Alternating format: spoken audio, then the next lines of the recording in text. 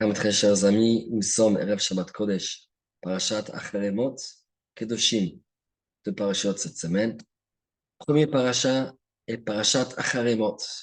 Et la Torah nous parle de l'ordre du service de Yom Kippour.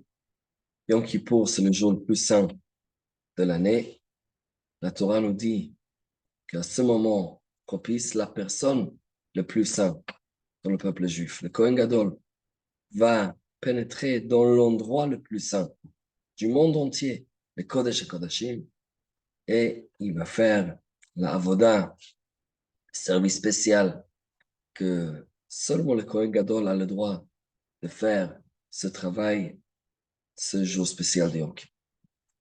Une partie centrale de ce Avoda, ce service de Yom Kippur, c'est le moment où le Kohen Gadol va prendre deux boucs qui sont identiques.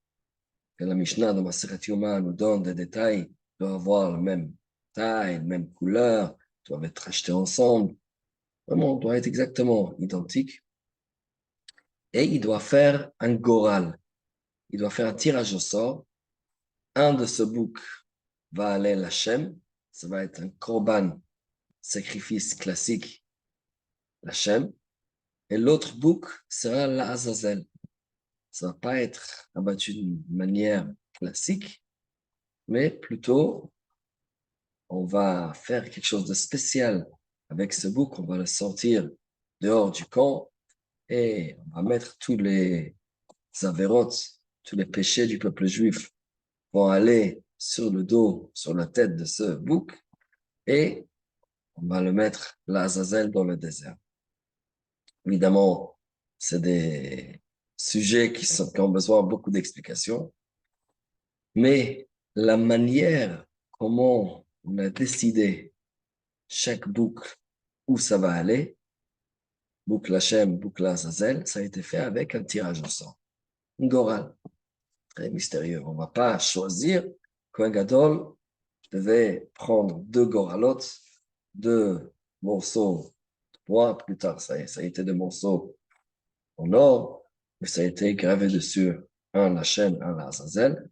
C'est dans une boîte. Le Sgan l'a porté la boîte, le Kalpi, bon, c'est appelé.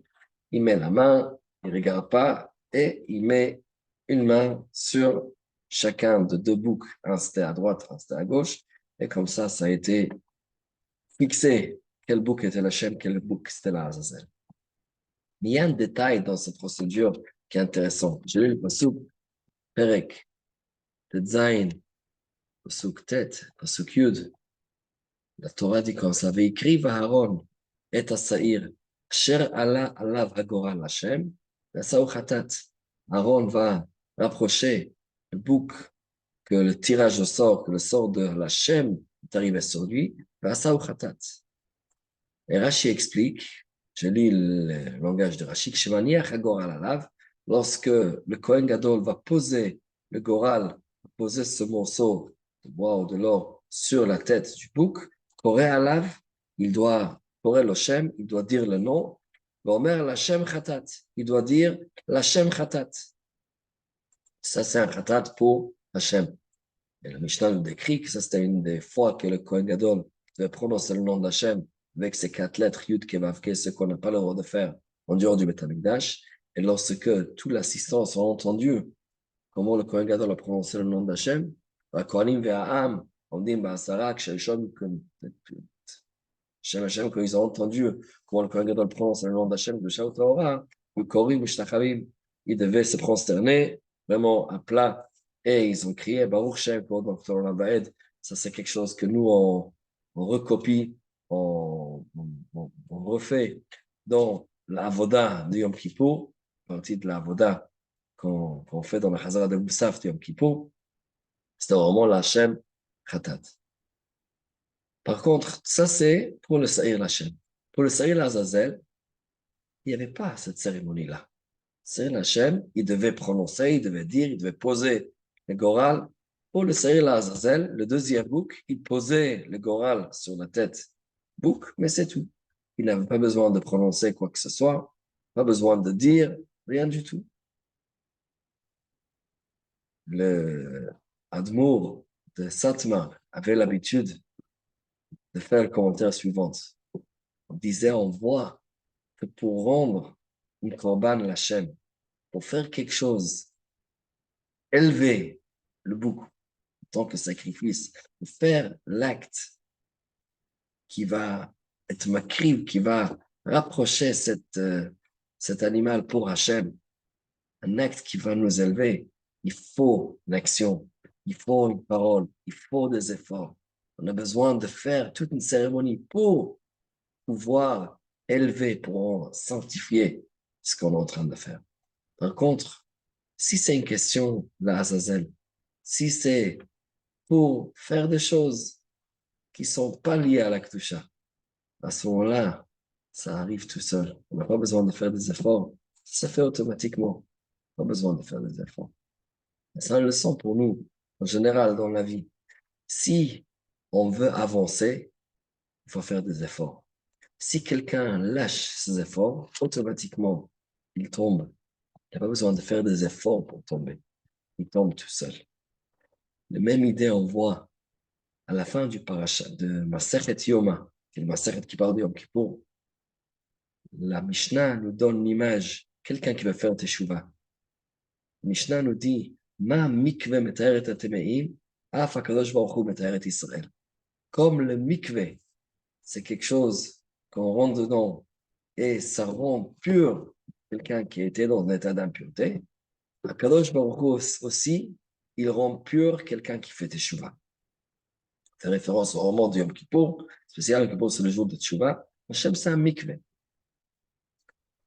Les Mefarshim posent la question, à ce moment de ça, pareil, il dit la même idée.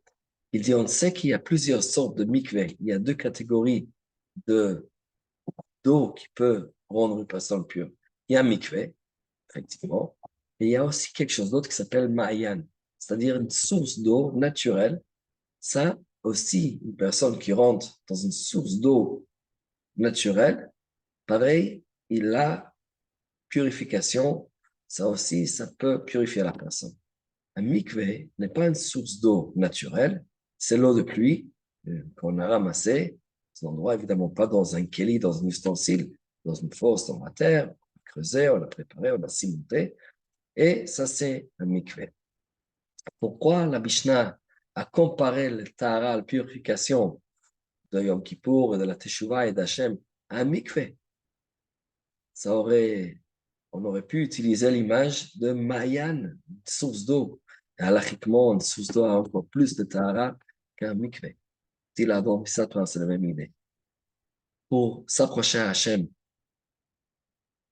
il faut être comme un mikveh. Ça veut dire quoi? Une source d'eau, c'est quelque chose qui a été créé par Hachem pendant la création du monde. L'homme n'a pas travaillé pour élaborer ce Mayan, cette source d'eau. C'est naturel, on le trouve, on se trompe dedans, c'est bon. Un mikveh, il faut du travail. Un mikveh, ça a été quelque chose qu'un homme a construit. Ça a été construit par un être humain. Il y a un effort humain qui était nécessaire pour créer ce mikveh. Ça, c'est le message de la tchouva. Une personne qui veut avancer dans le Hashem, il faut du travail, il faut de l'effort. Alors, Hashem nous donne le srout, le mérite, de faire des efforts pour avancer et de ne pas s'asseoir et nous laisser tomber. Toujours, on avance, toujours avec nos efforts, avec la bracha de Hashem, qu'on puisse toujours avancer sur le bon chemin. Shabbat Shalom, au Mevorach.